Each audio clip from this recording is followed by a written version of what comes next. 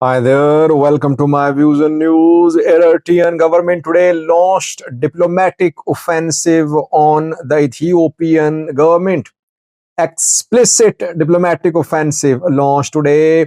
Minister of Foreign Affairs of Eritrea gave a briefing to international diplomats in Asmara without pulling any punches. Usman Saleh, Minister of Foreign Affairs of Eritrea, lashed out at Ethiopia. Ethiopia gave a similar briefing to diplomats in Addis Ababa 3 days ago. It seems to be a counter briefing to the international community, but much more direct. Let's have a look at this story in detail.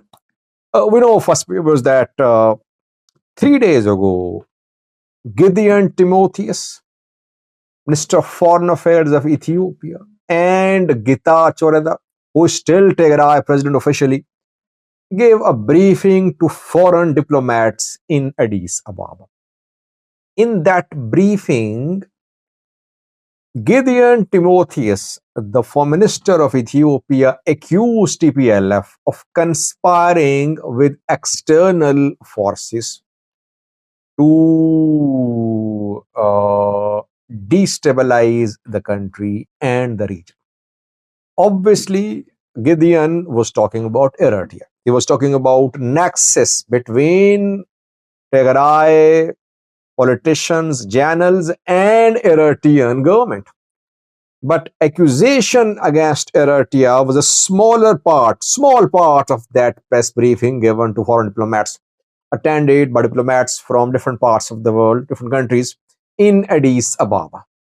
The briefing mainly focused on Tigray. Getachew spoke for over 20 minutes. Gideon spoke for less than 10 minutes, and much of the briefing was about Pretoria. It was about internal situation in Tigray. But the counter briefing given today by Usman Saleh, Mr. Foreign Affairs of Eritrea, was all about Ethiopia. So what happened? On Tuesday morning, this morning, Usman Saleh, Minister of Foreign Affairs of Eritrea, gave a briefing to resident ambassadors, members of the diplomatic corps, heads of UN agencies. The briefing was held at Eritrean Foreign Ministry headquarters in Asmara. 6-point briefing. Usman Saleh in this briefing raised 6 points. All 6 points are about Ethiopia. Firstly, the Minister of Foreign Affairs of Eritrea said that Eritrean Defense Force was redeployed to internationally recognized territories of Eritrea after November 2020 war. Meaning, thereby, that after the war broke out in Ethiopia, in Tigray, Eritrean military retook its territories from the clutches of Tigray fighters, territories like Badme, etc. And now, EDF is only deployed on sovereign Eritrean land.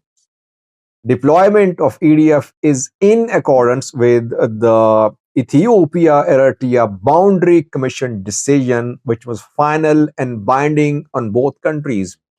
But Ethiopian government had been violating the decision implementation. Eritrea implemented the decision after the start of November 2020. Those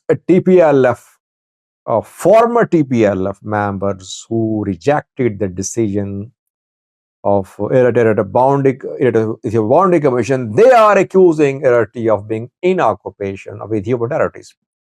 Who are those former members of TPLF? I think Eritrea is talking about Getachew group here. That these people are leveling wrong, false accusations against Eritrea.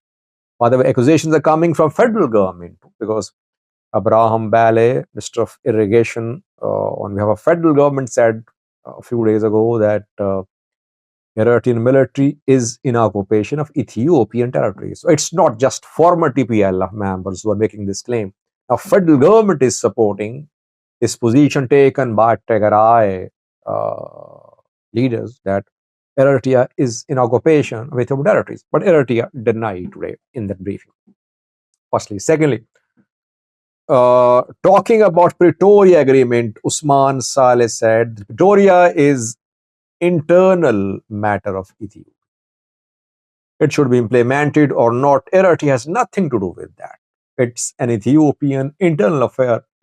Though we know that when Abiy and Isas teamed up to fight Tigray fighters, obviously they worked in collaboration, and I think Eritrea was taken into confidence when Pretoria was signed.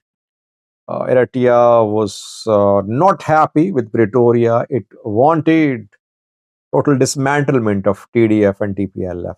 Then it hoped that maybe Pretoria will be implemented and TDF will be dismantled, disarmed. It did not happen.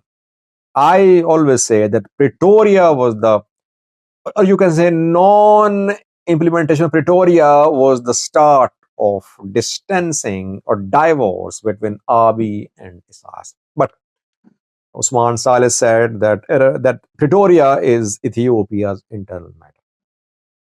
Thirdly, Tigray. Eritrean government, Eritrean Minister of Foreign Affairs said in the briefing today that government of Eritrea has no role in the ongoing internal conflict between Tigray interim government and TPLF, which is true. But we do know that TPLF leaders met with their Eritrean counterparts and they reached a two-point deal, which will never be acknowledged by the two sides. But we cannot say that Eritrea intervene in Tigray to complicate the matters. We have no evidence. But TPLF, TDF, they got an assurance from Eritrean leaders about using Eritrean soil in case of attempt by federal government to lay siege to Eritrea, to Tigray. Fourth point. Fifth point is about Ethiopian claims of sea access. Usman Saleh, briefing the diplomats, said that Eritrea is alarmed, concerned by the misguided and outdated ambition of Ethiopian government for maritime access and a naval base. And that Ethiopia has been saying it wants access to sea through diplomacy or through the use of military force, which is alarming. It is violation of international law. Lastly, Usman Saleh asked diplomats, international community, to Usman Saleh asked them to pressurize Ethiopian government to respect territorial integrity and sovereignty of Eritrea and other neighboring countries of Ethiopia. Now, let's sum up or let's conclude why was the need for this sort of briefing. Firstly, it was a counteroffensive. Isaias Afwerki has launched a counteroffensive, diplomatic offensive.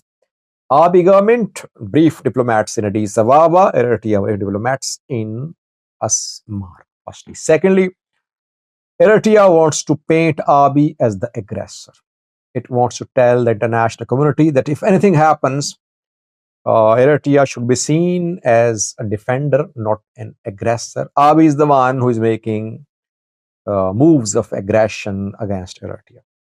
And thirdly, Eritrea is denying preparation for war. Ethiopian side, Ethiopian government-backed sources and agents are spreading this propaganda that Eritrea is making preparations to wage war on Ethiopia. It wants to dismantle PM Abiy's government. It is making alliances with Ethiopian armed groups. Eritrea wants to counter this propaganda by telling the international community that Eritrea is not preparing for war. Rather, it's that our integrity and sovereignty is in danger. Ethiopia covets annexation of Eritrean territories.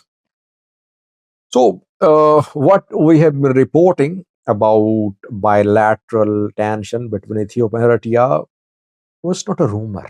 People have been downplaying my report, saying, Sajid, nothing is happening. You want a war in the region. You profit from war. Though I've been trying to analyze the situation neutrally, telling the people that war is not imminent, at the same time covering each and every development about preparations for war, about diplomatic engagement, diplomatic activity, etc.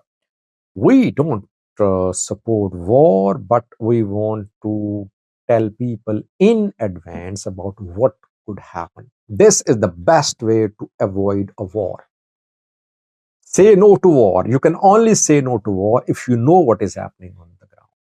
When the two countries are briefing diplomats, that just show the level of tension between the two countries. Sasavoki is a seasoned player.